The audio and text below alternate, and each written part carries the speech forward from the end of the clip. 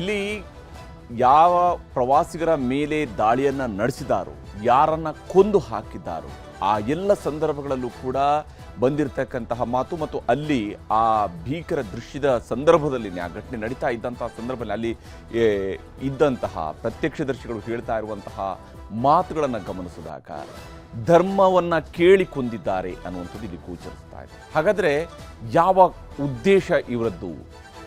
ಇದರ ನಡುವೆನೇ ಶುರುವಾಗಿರುವಂಥದ್ದು ಹಿಂದುತ್ವದ ಜಟಾಪಟಿಯೂ ಕೂಡ. ಎರಡನ್ನೂ ಕೂಡ ನಿಮಗೆ ವಿವರಿಸ್ತೀನಿ. ಪ್ರವಾಸಿಗರ ಹೆಸರು, ಊರು, ಧರ್ಮಗಳನ್ನು ಖಾತ್ರಿ ಮಾಡಿಕೊಂಡು ಅವರನ್ನ ಕೊಲೆಗೈಯಲಾಗಿದೆ.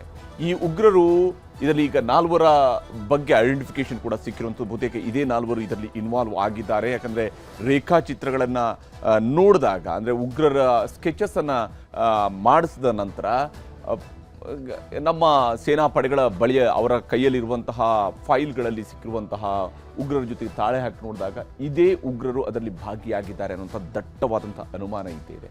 ಪ್ರವಾಸಿಗರ ಹೆಸರು, ಊರು ಮತ್ತು ಧರ್ಮವನ್ನು ಕೇಳಿಕೊಂಡು ಕೊಲೆ ಮಾಡಿದ್ದಾರೆ. ತಲೆಗೆ ಗುಂಡು ಹೊಡೆದಿದ್ದಾರೆ, ಎದೆಗೆ ಗುಂಡು ಹೊಡೆದಿದ್ದಾರೆ ಅನ್ನುವಂಥದ್ದು. ಪುರುಷರನ್ನೇ ಕೊಂದು ಮಕ್ಕಳು, ಮಹಿಳೆಯರಲ್ಲೂ ಕೂಡ ಭೀತಿಯನ್ನು ಹುಟ್ಟಿಸುವಂಥ ಕೆಲಸ ಮಾಡಿದ್ದಾರೆ. ನೋಡಿ, ಇಲ್ಲಿ ಅವರು ಟಾರ್ಗೆಟ್ ಮಾಡಿರ್ತಕ್ಕಂಥದ್ದು ಪುರುಷರನ್ನು ಮಾತ್ರ.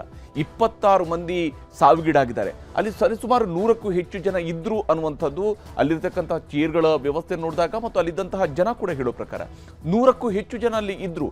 ಆದರೆ ಸಿಕ್ಕವರ ಮೇಲೆ ಗುಂಡು ದಾಳಿ ಮಾಡಲಿಲ್ಲ, ಸಿಕ್ಕವರನ್ನ ಕೊಲ್ಲಿಲ್ಲ ಅವರು, ಅಥವಾ ಏಕಾಏಕಿ ಬಂದು ಗುಂಡಿನ ದಾಳಿ ಮಾಡಿಕೊಂಡು ಓಡಿ ಹೋಗುವಂಥ ಪ್ರಯತ್ನವನ್ನು ಮಾಡಿಲ್ಲ. ಬದಲಿಗೆ ನಿಲ್ಲಿಸಿ ಅವರ ಧರ್ಮವನ್ನು ಕೇಳಿ ಆ ಮೂಲಕವಾಗಿ ಅವರು ಕೊಂದಿದ್ದಾರೆ ಮತ್ತು ಪುರುಷರನ್ನೇ ಕೊಂದಿದ್ದಾರೆ.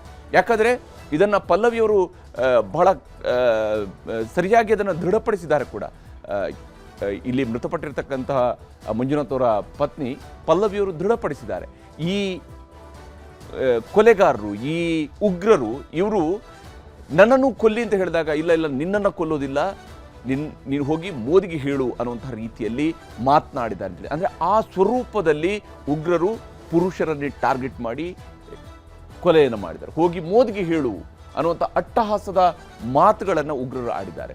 ಹೋಗಿ ಮೋದಿಗೆ ಹೇಳು ಅನ್ನುವಂಥ, ಅಂದರೆ ನಿಮ್ಮ ಪ್ರಧಾನಿಗೂ ಕೂಡ ಇದು ಗೊತ್ತಾಗಲಿ, ಅಂದರೆ ಉದ್ದೇಶ ಸ್ಪಷ್ಟ ಇದೆ. ಇಲ್ಲಿ ಹಿಂದೂಗಳನ್ನು ಟಾರ್ಗೆಟ್ ಮಾಡಿದ್ದಾರೆ ಅನ್ನುವಂಥದ್ದಕ್ಕೆ ಮಾತ್ರ ಇದು ಸೀಮಿತ ಆಗೋದಿಲ್ಲ.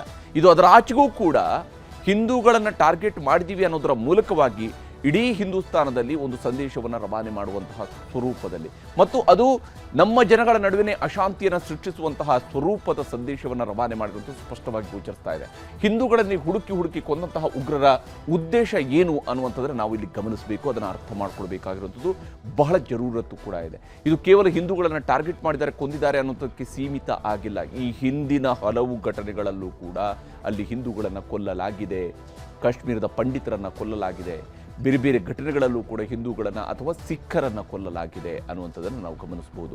ದೇಶದಲ್ಲಿ ಅರಾಜಕತೆಯನ್ನು ಸೃಷ್ಟಿಸೋದಕ್ಕಾಗಿ, ಅಂದರೆ ಈ ಉಗ್ರರು ಬಯಸುವಂಥದ್ದು ಈ ದೇಶದ ಒಳಗಡೆ ಶಾಂತಿಯಲ್ಲ, ಭಾರತದ ಒಳಗಡೆ ಏಕತೆಯನ್ನು ಖಂಡಿತವಾಗಿ ಕೂಡ ಅವರು ಬಯಸುವಂಥದ್ದಲ್ಲ.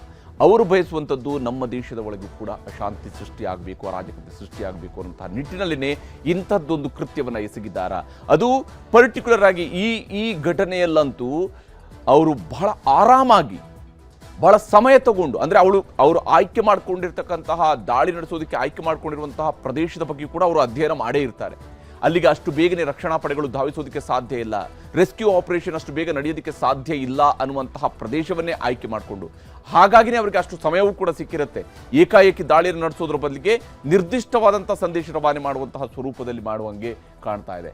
ಕಾಶ್ಮೀರಕ್ಕೆ ಹಿಂದೂಗಳು ಬರಬಾರ್ದು ಅನ್ನುವಂತಹ ರೀತಿಯಲ್ಲಿ ಭಯವನ್ನು ಹುಟ್ಟು ಹಾಕುವಂತಹ ಕೆಲಸವನ್ನು ಇವರೇನಾದರೂ ಮಾಡ್ತಾ ಇದ್ದಾರಾ ಅನ್ನುವಂಥದ್ದು ಸ್ಪಷ್ಟವಾಗಿ ಗೋಚರಿಸ್ತಾ ಇರುವಂಥದ್ದು. ಯಾಕಂದರೆ ಅವರು ಹೊರಗಿನವರು ಇಲ್ಲಿಗೆ ಬರಬಾರ್ದು, ಹಿಂದೂಗಳು ಇಲ್ಲಿಗೆ ಬರಬಾರ್ದು ಅನ್ನೋಂತಹ ಸ್ವರೂಪದಲ್ಲಿ ಹೆದರಿಕೆಯನ್ನು ಹುಟ್ಟಿಸುವಂತಹ ಕೆಲಸವನ್ನು ಮಾಡುವಂತಹ ರೀತಿಯಲ್ಲಿ ಮಾಡಿದ್ದಾರೆ. ಆದರೆ ಇಂತಹ ಭಯಕ್ಕೆ ಉತ್ತರವಾಗಿ ಉಗ್ರರನ್ನು ಸಂಪೂರ್ಣವಾಗಿ ಸದೆಬಡಿಬೇಕಾಗಿರುವಂತಹದ್ದು ಈಗಾಗಲೇ ಸೇನಾ ಪಡೆಗಳವರು ಅಲ್ಲಿ ಅನುಮಾನಿತರನ್ನ ಹಲವರನ್ನ ಈಗಾಗಲೇ ತಮ್ಮ ವಶಕ್ಕೆ ಪಡ್ಕೊಂಡು ವಿಚಾರಣೆಯನ್ನು ನಡೆಸ್ತಾ ಇದ್ದಾರೆ. ಅಷ್ಟೇ ಆದರೆ ಕೂಂಬಿಂಗ್ ಆಪರೇಷನ್ ನಡೀತಾ ಇದೆ.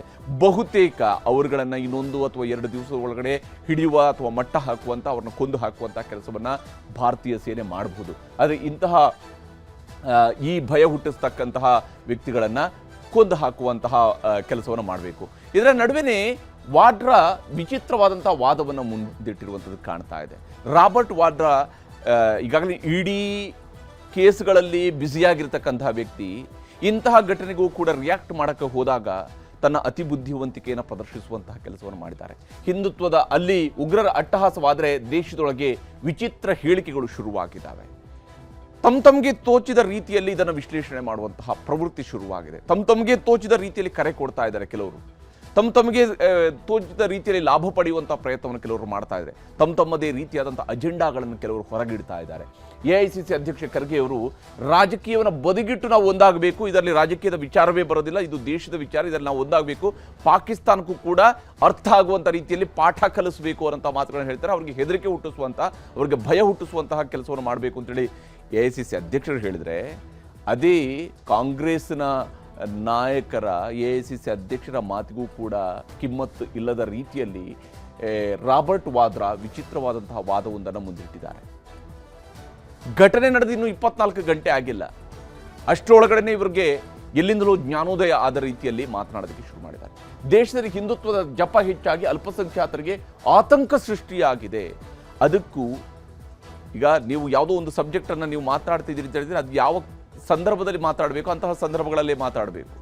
ಇದು ಅಲ್ಲಿ ಉಗ್ರರ ದಾಳಿ ಆಗಿದ್ರೆ ಇಲ್ಲಿ ಹಿಂದುತ್ವದ ಜಪ ಹೆಚ್ಚಾಗಿ ಅಲ್ಪಸಂಖ್ಯಾತರಿಗೆ ಆತಂಕ ಸೃಷ್ಟಿಯಾಗಿದೆ ಅನ್ನುವಂತಹ ಮಾತುಗಳನ್ನು ರಾಬರ್ಟ್ ವಾದ್ರಾ ಮಾತಾಡಿರುವಂತಹ ರೀತಿಯನ್ನು ಗಮನಿಸಿದಾಗ ಇದೇ ಕಾರಣಕ್ಕೆ ಹಿಂದೂಗಳನ್ನು ಚೆಕ್ ಮಾಡಿ ಹೊಡೆಯಲಾಗಿದೆ ಅಂತ ವಾದ್ರಾ ಹೇಳ್ತಾ ಇರುವಂಥದ್ದು.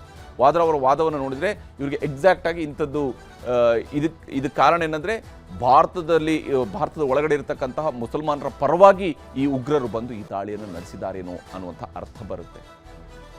ಹಿಂದೂಗಳಿಗೆ ಏನೋ ಹಿಂದುತ್ವದ ಕಾರಣಕ್ಕಾಗಿ ಅಲ್ಪಸಂಖ್ಯಾತರಲ್ಲಿ ಆತಂಕ ಇದೆ, ಹಾಗಾಗಿ ಅವರು ಹಿಂದೂಗಳನ್ನು ಕೇಳಿ ಹೊಡೆದು ಕೊಂದ್ರು ಅನ್ನುವಂತಹ ವಾದವನ್ನು ಮುಂದಿಟ್ಟಿದ್ದಾರೆ. ಉಗ್ರ ದಾಳಿಯ ವಿಚಾರದಲ್ಲಿ ರಾಬರ್ಟ್ ವಾದ್ರಾ ಪಾಕಿಸ್ತಾನಕ್ಕೆ ಕ್ಲೀನ್ ಚಿಟ್ ಕೊಟ್ಟಿದ್ದಾರೆ. ಅಂದರೆ ಈ ಘಟನೆಯ ವಿಚಾರಕ್ಕೆ ಸಂಬಂಧಪಟ್ಟಂತೆ ಈ ರೀತಿಯಾದಂತಹ ವಾದವನ್ನು ಮಾಡ್ತಾ ಇರತಕ್ಕಂತಹ AICC ಅಧ್ಯಕ್ಷರು ಒಂದು ಕಡೆ ಹೇಳ್ತಾರೆ, ಇಲ್ಲ ಪಾಕಿಸ್ತಾನಕ್ಕೂ ಕೂಡ ಭಯ ಹುಟ್ಟಿಸುವಂಥ ರೀತಿಯಾದಂತಹ ಕೆಲಸವನ್ನು ಮಾಡಬೇಕಾಗಿದೆ ಈಗ ಅನ್ನುವಂಥದ್ದು. ಆ ತೀವ್ರತೆ ಅವ್ರಿಗಿರುವಂತಹ ಆ ತೀವ್ರತೆ ಅದೇ ಪಕ್ಷದ ಹಿರಿಯ ಆ ಅಧಿನಾಯಕರ ಮನೆತನದ ಅಳಿಯನಿಗೆ ಆತನಿಗೆ ಯಾವುದರ ಅರಿವು ಇಲ್ವೇನೋ ಅನ್ನುವಂಥ ರೀತಿಯಲ್ಲಿ ಮಾತನಾಡಿರುವಂಥದ್ದು. ಇದೇನ ರಾಜಕೀಯವನ್ನು ಬದಿಗಿಟ್ಟು ಒಗ್ಗಟ್ಟು ಪ್ರದರ್ಶಿಸುವಂತಹ ಕಾಂಗ್ರೆಸ್ನ ಕ್ರಮ ಅನ್ನುವಂತಹ ಪ್ರಶ್ನೆಯೂ ಕೂಡ ಸಹಜವಾಗಿ ಮೂಡುತ್ತೆ ರಾಬರ್ಟ್ ವಾದ್ರಾನ ಮಾತುಗಳನ್ನು ಕೇಳಿದಂತಹ ಸಂದರ್ಭದಲ್ಲಿ. ಹೀಗೆ ಅಂದರೆ ತಮಗೆ ತೋಚಿದಂತಹ ರೀತಿಯಲ್ಲಿ ಮಾತನಾಡುವಂತಹ ಕೆಲಸವನ್ನು ಮಾಡಿದರೆ ವಾದ್ರಾ ಮಾತನ್ನು ನಿಮಗೆ ತೋರಿಸ್ತೀನಿ. In our country, we see that this government will try and show that, talk about Hindutva, and the minorities feel uncomfortable, and they feel troubled when you have a survey on mosques, or you tell people you cannot pray in this way or that way. These kind of things create instability, communal issues. And if you see the way this act, if you dissect this terrorist act that took place, if they're looking at people's identity, why are they looking at people's identity? Because there's a divide that has come about in our country with Hindus and Muslims and also Christians. ಇಲ್ಲಿ Robert Vadra ಹೇಳೋದಕ್ಕೆ ಹೊರಟಿರುವಂಥದ್ದು ಏನನ್ನಂತೇಳಿ ಬಹುಶಃ Robert ವಾದ್ರಾಗೆ ಅರ್ಥ ಆಗಿದೆಯಲ್ಲೋ ಅಂತೇಳಿ ಗೊತ್ತಿಲ್ಲ. ಯಾಕಂದರೆ ಈ ರೀತಿಯಾದಂತಹ ವಿಶ್ಲೇಷಣೆಯನ್ನು ಮಾಡೋದಕ್ಕೆ ಹೊರಟಿದಾರಲ್ಲ, ನೀವು ಯಾವುದೋ ಒಂದು ಸಬ್ಜೆಕ್ಟು ಅದರ ಬಗ್ಗೆ ಡಿಬೇಟ್ಗಳನ್ನು ಮಾಡ್ತಾ ಇರ್ಬೋದು, ಅದನ್ನು ಕಾಂಗ್ರೆಸ್ ತನ್ನ ಅಜೆಂಡಾವಾಗಿ ಹೇಳ್ತಾ ಇರ್ಬೋದು, ಅದು ಒಂದು ಭಾಗ. ಆದರೆ ಇಲ್ಲಿ ನಡೆದಿರುವಂಥದ್ದು ಭಾರತೀಯರ ಮೇಲೆ ನಡೆದಿರುವಂತಹ ದಾಳಿ, ಇದು ಉಗ್ರರು ನಡೆಸಿರ್ತಕ್ಕಂತಹ ದಾಳಿ, ಇದು ಬಹಳ ಹತ್ತಿರಕ್ಕೆ ಬಂದು ಧರ್ಮವನ್ನು ಕೇಳಿ ಕೊಂದು ಹಾಕಿದ್ದಾರೆ. ಅವ್ರು ನೀವು ಹೇಳುವ ರೀತಿಯಲ್ಲಿ ಅಲ್ಪಸಂಖ್ಯಾತರಿಗೆ ಭಯ ಆಗಿದೆ, ಹಿಂದುತ್ವದ ಜಪ ಜಾಸ್ತಿ ಆಗಿದೆ, ಈ ಕಾರಣಕ್ಕಾಗಿ ಈ ಉದ್ದೇಶದಿಂದ ಕೊಲ್ಲುವಂತಹ ಕೆಲಸವನ್ನು ಮಾಡಿದ್ರು ಅನ್ನುವಂಥದ್ದು ರಾಬರ್ಟ್ ವಾದ್ರಾಗೆ ಈ ರೀತಿಯಾದಂತಹ ಒಂದು ಇನ್ಪುಟ್ಸ್ ಆಗಿದ್ರೆ ಎಲ್ಲಿಂದ ಬಂದು ಸಿಗುತ್ತೆ, ಈ ರೀತಿಯಂಥ ಮಾಹಿತಿ ಎಲ್ಲಿಂದ ಬಂದು ದೊರೆಯುತ್ತೆ ಅಂತ. ಅಂದರೆ ಯಾರು ಏನು ಬೇಕಿದ್ರು ಯಾವ ಸ್ವರೂಪದಲ್ಲಿ ಬೇಕಿದ್ರು ಮಾತನಾಡಬಹುದು ಅನ್ನುವಂತಹ ಕಾಲಘಟ್ಟದಲ್ಲಿ ನಾವಿದ್ದೀವಿ. ಹಾಗಾಗಿ ಇಂಥವರು ಕೂಡ ಯಾವುದೇ ಪೊಸಿಷನ್ಗಳು ಇಲ್ಲದೇ ಇದ್ರೂ ಕೂಡ ಇದನ್ನು ತಮ್ಮದೇ ಆದಂತಹ ಧಾಟಿಯಲ್ಲಿ ವಿಶ್ಲೇಷಣೆ ಮಾಡ್ತಾ ಹೋಗಿದ್ದಾರೆ ರಾಬರ್ಟ್ ವಾದ್ರಾ. ಈ ಇಡೀ ಘಟನೆಯ ನಂತರ ಭಾರತ ಸರ್ಕಾರ ಯಾವ ರೀತಿಯಾಗಿ ಪ್ರತೀಕಾರವನ್ನು ತೆಗೆದುಕೊಳ್ಳುತ್ತೆ ಅನ್ನೋದು ಕೂಡ ಅಷ್ಟೇ ಮುಖ್ಯ. ಯಾಕಂದರೆ ಭಾರತದ 26 ಮಂದಿಯನ್ನು, ಅಮಾಯಕರನ್ನು, ತಮ್ಮ ಫ್ಯಾಮಿಲಿ ಜೊತೆಗೆ ಖುಷಿಯಾಗಿ ಹೋದಂಥವರನ್ನು, ಅವರುಗಳನ್ನು ಕೊಂದು ಹಾಕಿದ್ದಾರೆ. ಅವರ ಖುಷಿಗೆ ಭಂಗ ಬರುವಂಥ ರೀತಿಯ ಕೆಲಸ ಮಾಡಿದ್ದಾರೆ. ಕಾಶ್ಮೀರದಲ್ಲಿ ಅಶಾಂತಿಯನ್ನು ಸೃಷ್ಟಿಸುವಂಥ ಕೆಲಸವನ್ನು ಮಾಡಿದ್ದಾರೆ. ಇದೇ ರಾಬರ್ಟ್ ವಾದ್ರಾ ಹೇಳುವಂತಹ ವಾದವೇ ಆಗಿದ್ದಿರ್ತಿದ್ರೆ ಇವತ್ತು ಕಾಶ್ಮೀರದಲ್ಲಿರ್ತಕ್ಕಂತಹ ಜನ ಅಲ್ಲಿ ಹೋರಾಟಗಳನ್ನು ಮಾಡ್ತಾ ಇರಲಿಲ್ಲ, ಪ್ರತಿಭಟನೆಯನ್ನು ಮಾಡ್ತಾ ಇರಲಿಲ್ಲ, ಅಥವಾ ಮಸೀದಿಯಲ್ಲಿ ಏನು ಅನೌನ್ಸ್ ಮಾಡಿಕೊಂಡು ಈ ದಾಳಿಯನ್ನು ಕಂಡಮ್ ಮಾಡ್ತಾ ಇರಲಿಲ್ಲ. ಆದರೆ ನಿಮ್ಮ ಇಂತಹ ರಾಜಕೀಯಕ್ಕಿಂತ ಮೇಲಿದ್ದಾರೆ ನಮ್ಮ ಸಾಮಾನ್ಯ ಜನರು ಅನ್ನೋದನ್ನು ತೋರಿಸ್ಕೊಡ್ತಾ ಇದ್ದಾರೆ. ಆದರೆ ಇವರುಗಳು ಮಾತ್ರ ಇದರಲ್ಲೂ ರಾಜಕೀಯವನ್ನು ಹುಡುಕುವಂಥ ಪ್ರಯತ್ನವನ್ನು ಮಾಡ್ತಾ ಇರೋದು ನಿಜಕ್ಕೂ ವಿಪರ್ಯಾಸ.